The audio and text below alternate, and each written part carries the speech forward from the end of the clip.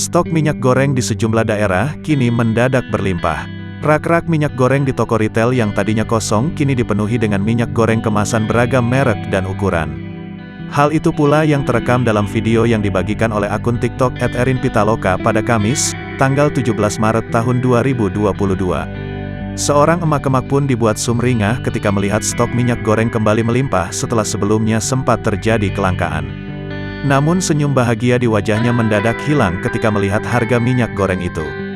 Ternyata harganya kembali mahal setelah pemerintah mencabut ketentuan mengenai harga eceran tertinggi, (HET) yang sebelumnya berlaku.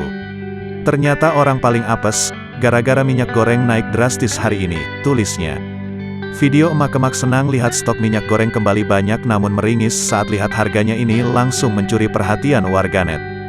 Beragam komentar pun langsung memenuhi unggahan tersebut.